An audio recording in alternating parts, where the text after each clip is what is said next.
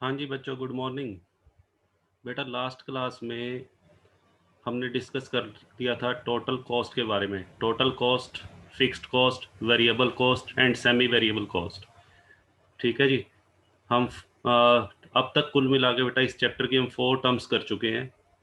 Fixed cost क्या होती है, वेरिएबल कॉस्ट क्या होती है, सेमी वेरिएबल कॉस्ट क्या होती है और टोटल कॉस्ट हम कैसे कैलकुलेट करते हैं। नेक्स्ट टर्म पे बेटा चलते हैं। नेक्स्ट 5th टर्म जो हमारी है दैट इज प्रॉफिट।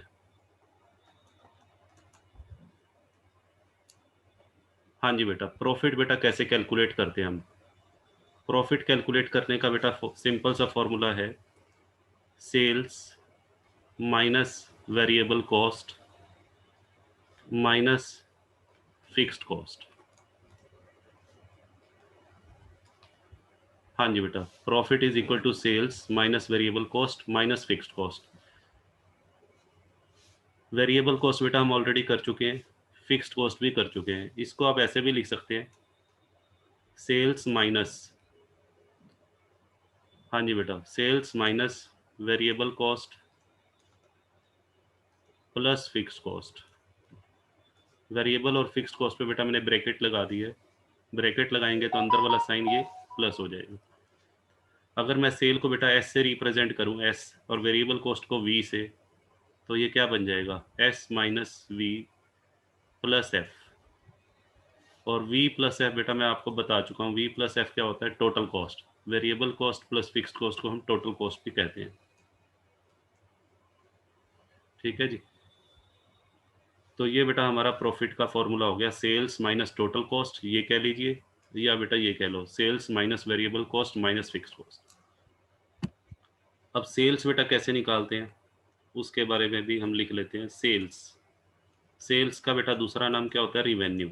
सेल्स को हम टोटल रिवेन्यू भी बोलते हैं। और सेल्स निकालने का बेटा फॉर्मूला ये है number of unit sold multiplied by selling price, selling price per unit. ठीक है जी। जैसे सपोज कीजिए मैंने 10,000 यूनिट्स की सेल की है और एक यूनिट का सेलिंग प्राइस बेटा 50 रुपीज़ है, तो सेल्स रिवेन्यू मेरा कितना हो जाएगा। हाँ जी बेटा, ये हो जाएगा 5 लाख। ठीक है।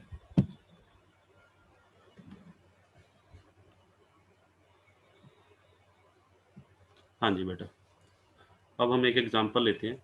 एक सम ले रहा हूँ बेटा मैं अपनी तरफ से। मान लीजिए selling price per unit, selling price आपको दिया हुआ है ₹10 पर यूनिट। हाँ जी बेटा, variable cost, variable cost ₹6 per unit. और बेटा फिक्स्ड कॉस्ट, फिक्स्ड कॉस्ट आपको गिवन है ₹2000। फिक्स्ड कॉस्ट के आगे बेटा पर यूनिट नहीं लिखेंगे क्योंकि फिक्स्ड कॉस्ट बेटा कांस्टेंट रहती है, इसका नंबर ऑफ यूनिट्स के साथ कोई रिलेशन नहीं होता। ₹2000। और आपको कहता है कैलकुलेट प्रॉफिट, प्रॉफिट आपको कैलकुलेट करके दिखाना है। हाँ जी बेटा, प्रॉफिट कितनी कितनी यूनिट्स के लिए 4।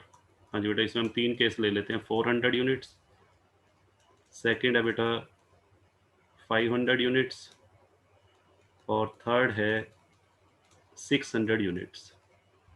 इन तीनों के लिए हमें प्रॉफिट कैलकुलेट करना है। तो बेटा कैसे कैलकुलेट करेंगे देखिए, बिल्कुल ईजी है।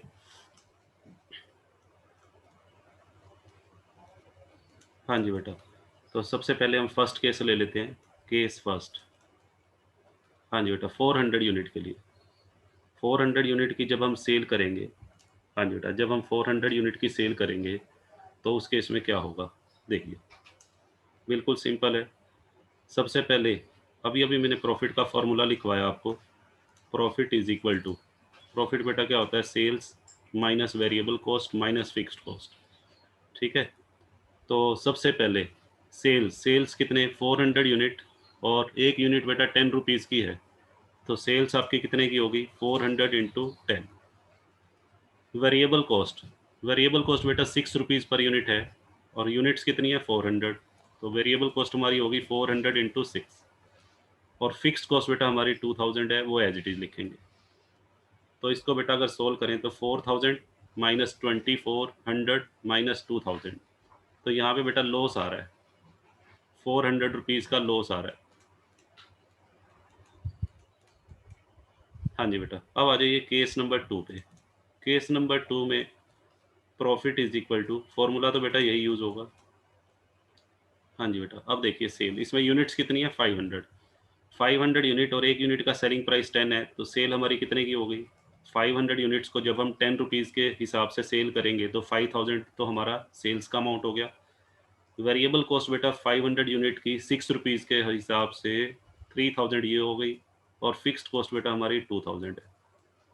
तो 5000 माइनस 3000 और माइनस 2000, ये बेटा जीरो आ रहा है यहाँ पे, zero. No profit no loss, इसको ब्रेक इवन पॉइंट भी बोलते हैं। हाँ जी बेटा, ब्रेक इवन पॉइंट, जिस पॉइंट पे नो प्रॉफिट नो लॉस आ रहा हो उस पॉइंट को बेटा ब्रेक इवन पॉइंट बोलते हैं। आगे हम इसको डिटेल में भी करने वाले हैं। अब आ जाइए केस नंबर 3। केस नंबर 3 में बेटा प्रॉफिट कैलकुलेट करते हैं।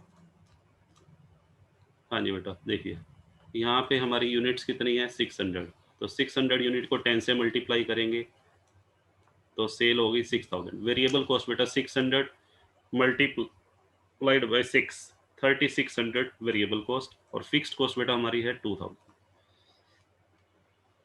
हाँ जी बेटा, ये बेटा हमारा कितना हो गया, 6000 में से 5600 लेस करेंगे तो रुपीज़ 400 प्रॉफिट आ रहा है। हाँ जी बेटा, रुपीज़ 400 हमारा प्रॉफिट आ रहा है।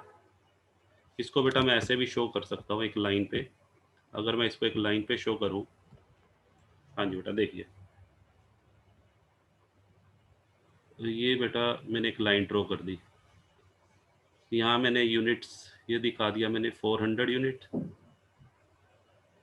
एक तो बेटा 500 यूनिट्स, 400 यूनिट, और एक क्या है 600 यूनिट। हाँ जी बेटा, 500 यूनिट तो बेटा हमारा किसका पॉइंट था?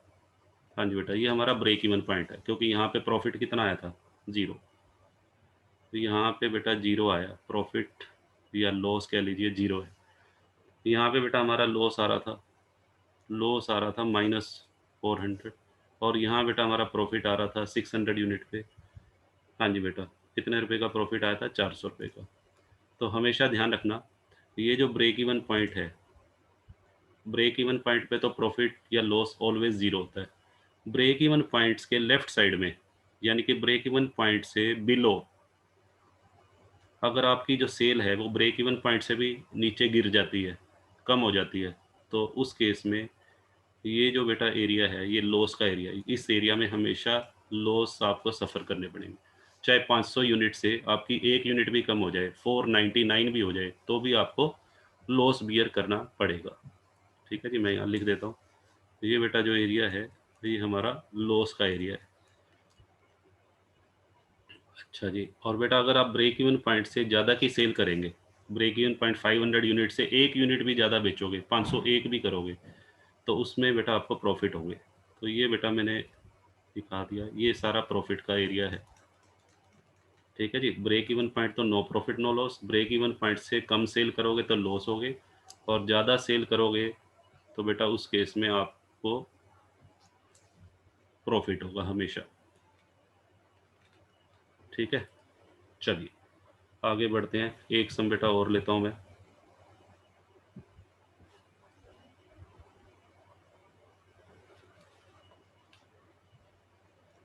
हाँ जी बेटा, एक क्वेश्चन हो रहा है, सेलिंग प्राइस ₹10 पर यूनिट।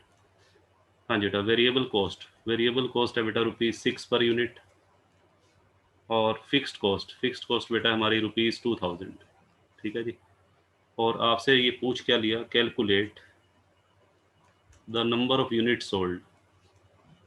आपसे ये पूछ लिया बताओ कितनी यूनिट सेल करनी चाहिए to earn the profit of ₹500। अगर 500 रुपये आप प्रॉफिट कमाना चाहते हो तो 500 रुपये प्रॉफिट कमाने के लिए कितनी यूनिट सेल करनी पड़ेगी। यहाँ से बेटा आपको देखना है क्या पूछा हुआ है, नंबर ऑफ यूनिट सोल्ड। तो कैसे करेंगे, देखो बिल्कुल ईजी है। आप क्या करेंगे, सबसे पहले let the number of units to be sold. हाँ जी बेटा, मैंने लेट कर लिया रुपीज़ नहीं सॉरी, नंबर ऑफ यूनिट्स है तो क्वांटिटी मैंने लेट कर ली एक्स यूनिट्स। ठीक है बेटा, अब आप लिखो वी नो दैट, मैंने आपको एक रिलेशन बताया था, profit is equal to S minus V minus F. ठीक है बेटा, तो प्रॉफिट तो इस क्वेश्चन में गिवन है, रिक्वायर्ड प्रॉफिट 500, तो प्रॉफिट की जगह में 500 लेफ्ट साइड में 500 पुट कर दो, राइट साइड में एस, एस का मतलब है बेटा टोटल सेल, एस का मतलब यहाँ पर किस क्या है, एस का मतलब है टोटल सेल्स।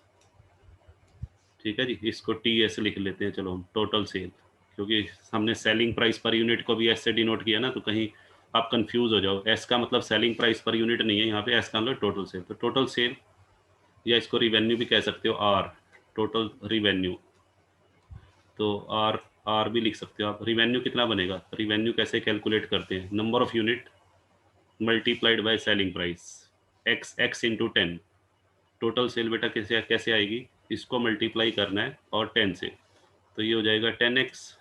फिर बेटा variable cost, variable cost 6 rupees per unit है, और यूनिट कितनी है, x, 6x, और माइनस फिक्स्ड कॉस्ट का यूनिट्स के साथ कोई लेना देना नहीं है, 2000, तो बेटा ये कितना हो जाएगा, 500 इज इक्वल टू 4x माइनस 2000, माइनस 2000 को बेटा आप लेफ्ट साइड में लाएंगे तो 2500 is equal to 4x, x की वैल्यू बेटा कितनी आ जाएगी, 2500 डिवाइडेड बाय 4, तो इसको बेटा आप कैलकुलेट कर लीजिए, 2500 डिवाइडेड बाय 4, हाँ जी बेटा कितना यूनिट आ गया देखिए, हाँ जी 625, इसको बेटा कैलकुलेटर से कैलकुलेट करेंगे तो 625 यूनिट्स बनेगा, इसका मतलब 625 यूनिट अगर आप सेल करते हैं तो आपका 500 रुपये का प्रॉफिट होगा। इसको बेटा मैं आपको चेक करके भी दिखाता हूँ कि ये आंसर मेरा करेक्ट है या नहीं है। ठीक है, इस आंसर को आप चेक भी कर सकते हैं, चेक करना हो, वेरीफाई करना हो तो कैसे करेंगे, बिल्कुल सिंपल है जी। वेरिफिकेशन बेटा पहले क्या लिखेंगे, एस सेल, 625 यूनिट है इंटू 10, तो सेल बेटा कितने की होगी, 6250, less variable cost, variable cost बेटा लेस करेंगे, 625 इंटू 6, 625 इंटू 6 बेटा कितना बनेगा बताओ, ये बनेगा आई थिंक 3750, ये बेटा माइनस कर दो, ये बेटा हो गया 2500, और less fixed cost, fixed cost बेटा कांस्टेंट है 2000, तो प्रॉफिट हमारा कितना आ गया, जो हमें प्रॉफिट अर्न करना था, ये हमारा रिक्वायर्ड प्रॉफिट आ गया। ठीक है जी, और हमें रिक्वायर्ड प्रॉफिट इतना ही चाहिए था, तो इस तरीके से हमारा आंसर वेरीफाई भी हो गया। ठीक है बेटा, तो हमारी सारी टर्म्स हो गई, फिक्स्ड कॉस्ट क्या होती है, वेरिएबल कॉस्ट क्या होती है, सेमी वेरिएबल क्या होती है, टोटल कॉस्ट क्या होता है, प्रॉफिट कैसे कैलकुलेट करते हैं। अब हम स्टार्ट करते हैं ये चैप्टर, इस चैप्टर की सबसे पहली टाइप। हाँ जी बेटा, देखिए सबसे पहले हम टाइप नंबर 1 स्टार्ट कर लेते हैं। हाँ जी बेटा, टाइप नंबर 1 है formation of marginal cost equation, marginal cost equation, ये बेटा सबसे इंपॉर्टेंट इक्वेशन है, पूरा का पूरा चैप्टर इसी इक्वेशन के ऊपर बेस्ड होगा, जितने भी फॉर्मूलाज मैं करवाऊंगा वो सब इसी से डिराइव होंगे। हाँ जी बेटा, formation of marginal cost equation, देखिए कैसे करेंगे। मार्जिनल कॉस्ट इक्वेशन को बनाने के लिए, हाँ जी बेटा, देखिए मैं एक एग्जांपल ले रहा हूँ, मान लीजिए सेलिंग प्राइस, सेलिंग प्राइस बेटा ₹10 है पर यूनिट, और वेरिएबल कॉस्ट है ₹6 पर यूनिट, फिक्स्ड कॉस्ट है बेटा ₹2000, और नंबर ऑफ यूनिट है 1000। ठीक है, मार्जिनल कॉस्ट इक्वेशन बेटा हमें बनानी है। मार्जिनल कॉस्ट इक्वेशन क्या होती है, हाँ जी बेटा, मार्जिनल कॉस्ट इक्वेशन ये इक्वेशन है जो हमें प्रूव करना है, हमें ये प्रूव करना है, to prove S minus V is equal to F plus P, इसको बेटा मार्जिनल कॉस्ट इक्वेशन बोलते हैं।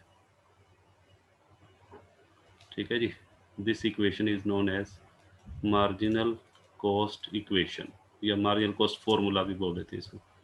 देखो इसको कैसे हम प्रूव करते हैं, सबसे पहले, हाँ जी बेटा, मैं ले रहा हूँ एक स्टेटमेंट बना रहा हूँ, marginal cost statement. Marginal cost, हाँ जी बेटा, स्टेटमेंट।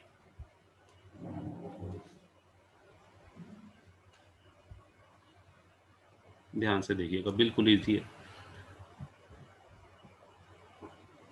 हाँ जी बेटा, सबसे पहले हमने लिखा सेल्स।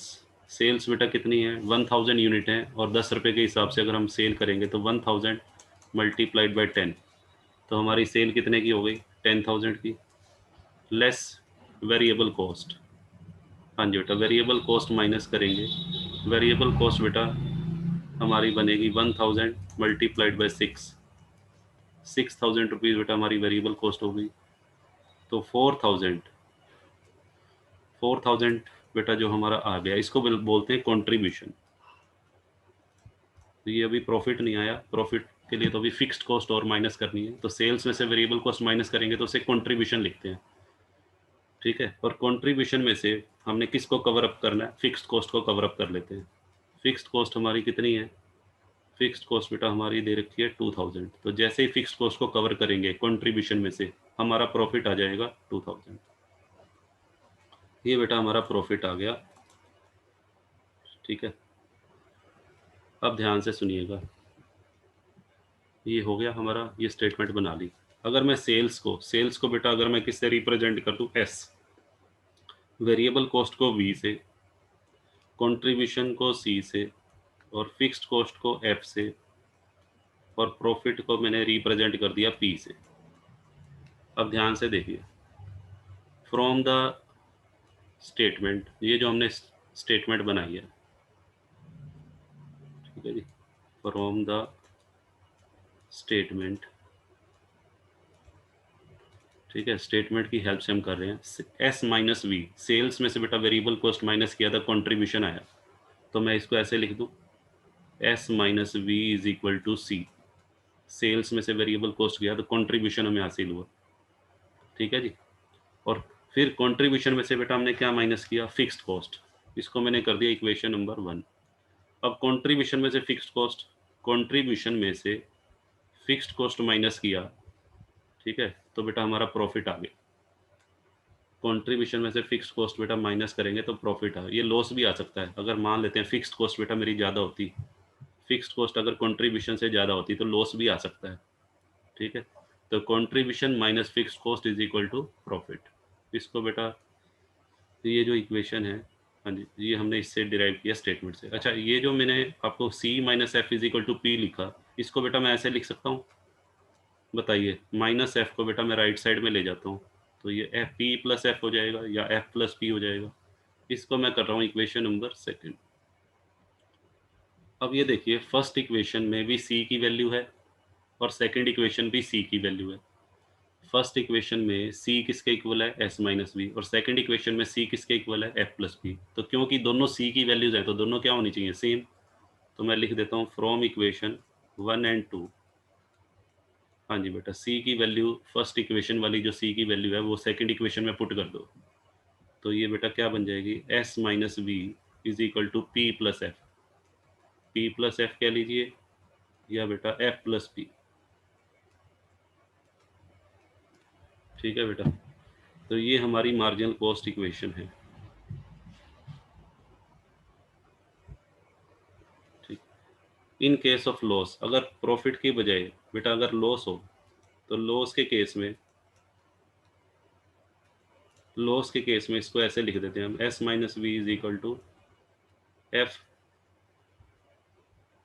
हाँ जी बेटा, लॉस का मतलब होता है नेगेटिव प्रॉफिट। लॉस को बेटा मैं ये भी कह सकता हूँ, लॉस का मतलब है, लॉस को मैं इससे रिप्रेजेंट कर रहा हूँ, हाँ जी बेटा, एल से।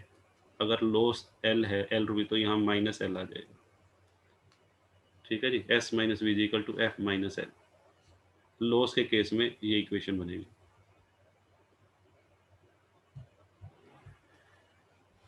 तो S minus V is equal to, कई बार हम इसको ऐसे भी लिख देते हैं, S minus V is equal to F plus minus P, ऐसे भी बेटा लिख देते हैं। प्लस माइनस पी का मतलब क्या है, प्लस पी तो प्रॉफिट को रिप्रेजेंट करता है और माइनस पी जो है वो लॉस के लिए, तो कई बार हम इसको ऐसे भी लिख सकते हैं। तो ये हमारी इक्वेशन है बेटा, ये पूरे चैप्टर का बेस है। जितने भी फॉर्मूलाज मैं आगे करवाऊंगा वो सारे इसी इक्वेशन से डिराइव होंगे। ठीक है, आई थिंक क्लियर है सभी को। चलिए आगे चलते हैं।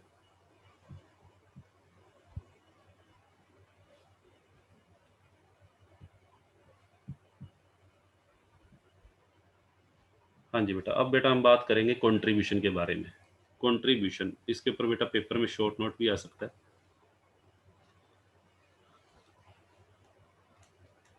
हाँ जी बेटा, कंट्रीब्यूशन क्या होता है? Most important term from exam point of view, contribution. हाँ जी बेटा, कंट्रीब्यूशन क्या है बेटा? अभी जैसे आपने पीछे एक स्टेटमेंट बनाई थी कंट्रीब्यूशन के लिए, देखिए अभी हमने किया। कंट्रीब्यूशन क्या होता है? S minus we. कंट्रीब्यूशन को बेटा हिंदी में बोलते हैं अंशदान। कंट्रीब्यूशन को हिंदी में बोलते हैं अंशदान। हाँ जी बेटा, क्या होता है ये? हाँ जी बेटा, the excess of sale over variable cost. हाँ जी बेटा, हमारी जो सेल है वो वेरिएबल कॉस्ट से जितनी ज़्यादा होगी वो हमारा कंट्रीब्यूशन है,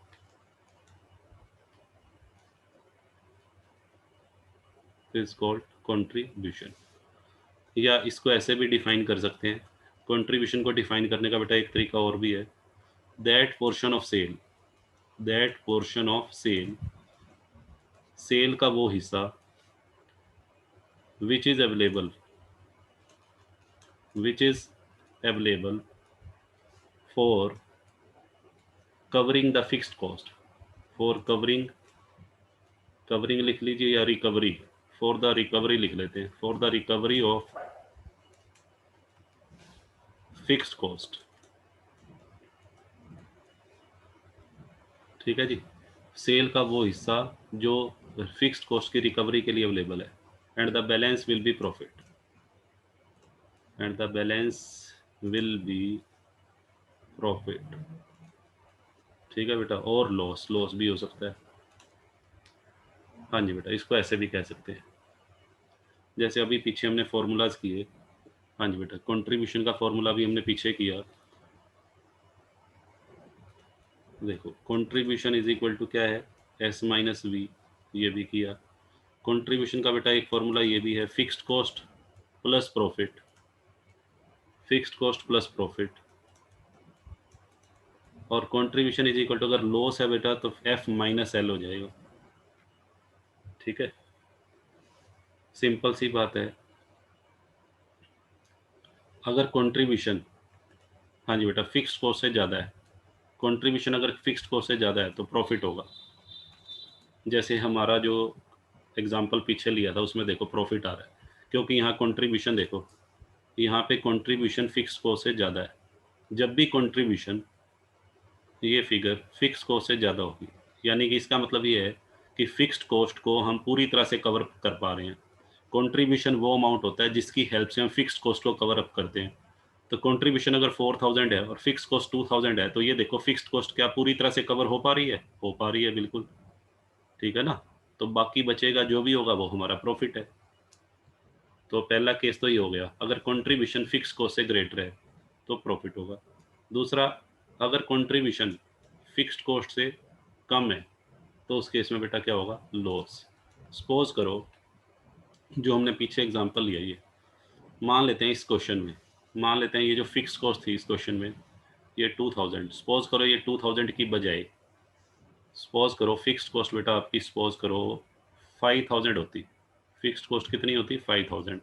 तो उस केस में क्या होता? उस केस में कंट्रीब्यूशन तक तो, ये कंट्रीब्यूशन आपका 4000 है, कंट्रीब्यूशन बेटा 4000 है, और 4000 में से 5000 पे आपके फिक्स्ड खर्चे माइनस करेंगे तो 1000 का बेटा क्या आएगा? लॉस ही तो आएगा। कंट्रीब्यूशन में से फिक्स्ड कॉस्ट अगर कवर करेंगे तो लॉस आएगा 1000 का। तो लॉस कब आता है? जब कंट्रीब्यूशन कम हो फिक्स्ड कॉस्ट से, या ये कह सकते हो जब कंट्रीब्यूशन का अमाउंट फिक्स्ड कॉस्ट की रिकवरी के लिए पर्याप्त ना हो, तो उस केस में बेटा हमेशा लॉस आएगा। और तीसरा केस, जब कंट्रीब्यूशन और फिक्स्ड कॉस्ट इक्वल हो, इक्वल हो गया तो बेटा no profit no loss, no profit no loss कह लो या ब्रेक इवन पॉइंट। ठीक है जी, सपोज करो सपोज करो इस क्वेश्चन में जैसे फिक्स्ड कॉस्ट 2000 थी, फिर मैंने सेकंड केस लिया, फिक्स्ड कॉस्ट कितनी ली थी 5000। ठीक है, ये स्टेटमेंट हमने पहले 2000 के हिसाब से बनाई हुई है, ये वाली। ठीक है, अगर फिक्स्ड कॉस्ट 5000 होगी तो 5000 के हिसाब से अगर आप इस स्टेटमेंट को दोबारा से बनाएंगे तो लॉस आएगा। और अगर फिक्स्ड कॉस्ट बेटा मैं ले लूँ, सपोज करो 4000, फिक्स्ड कॉस्ट मैंने 4000 ले ली। अगर 4000 फिक्स्ड कॉस्ट लेंगे तो उस केस में क्या होगा? उस केस में देखो कंट्रीब्यूशन 4000 है, 4000 कंट्रीब्यूशन है और फिक्स्ड कॉस्ट भी 4000, तो 4000 में से 4000 जीरो हो जाएगा।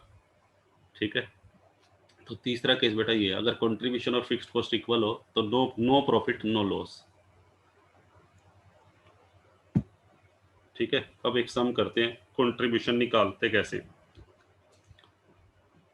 हाँ जी बेटा, ये आपने करना है, देखो फिक्स्ड कॉस्ट बेटा 2000 है और प्रॉफिट कितना है 400 रुपये। हाँ जी बेटा, पहला केस, ये फर्स्ट केस है। सेकंड केस में ले रहा हूँ, फिक्स्ड कॉस्ट 2000 और लॉस, लॉस बेटा दे रखा है 400 रुपये का। और थर्ड केस है बेटा, सेलिंग प्राइस 10 रुपये पर यूनिट और वेरिएबल कॉस्ट है 6 रुपये पर यूनिट और हमें कंट्रीब्यूशन पर यूनिट निकालना है। तो फर्स्ट केस में हम निकालते हैं कंट्रीब्यूशन। कंट्रीब्यूशन के लिए फॉर्मूला देखो, फर्स्ट केस में ये वाला लगेगा एफ प्लस पी। हाँ जी बेटा, तो ये 2400 आ जाएगा आंसर।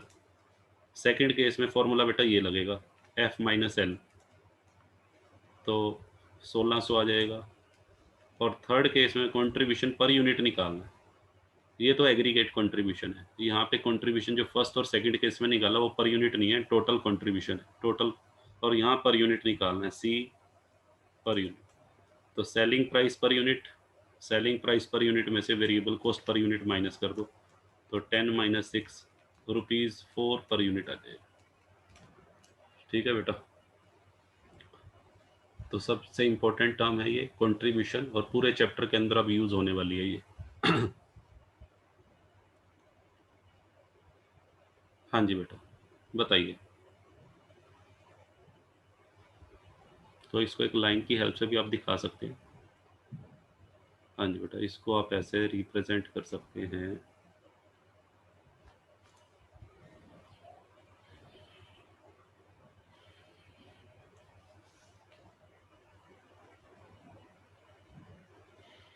हाँ जी बेटा,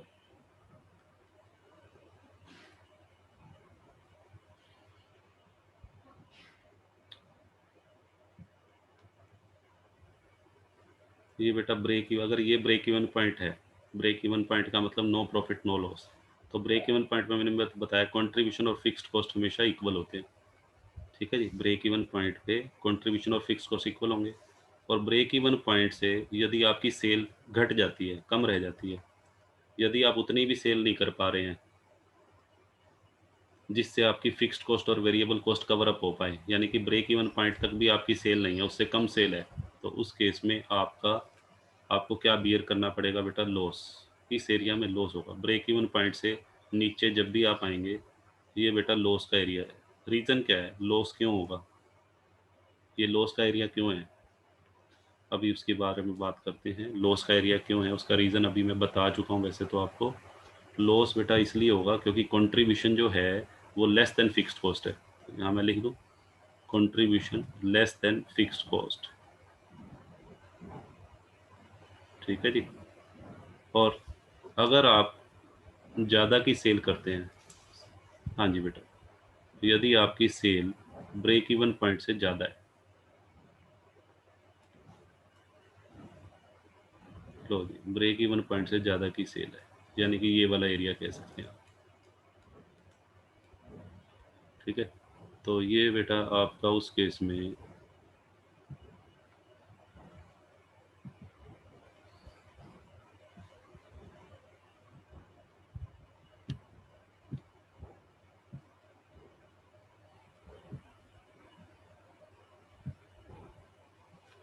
हाँ जी बेटा, उस केस में ये जो आपका एरिया है ये प्रॉफिट का एरिया आ जाएगा। इसको मैं ऐसे दिखा रहा हूँ। हाँ जी बेटा, ये जो एरिया है ये हमारा प्रॉफिट का एरिया है। ठीक है जी, प्रॉफिट का एरिया क्यों कहेंगे इसको? क्योंकि इस पोर्शन में, हाँ जी बेटा, कंट्रीब्यूशन जो है वो फिक्स्ड कॉस्ट से ज़्यादा है।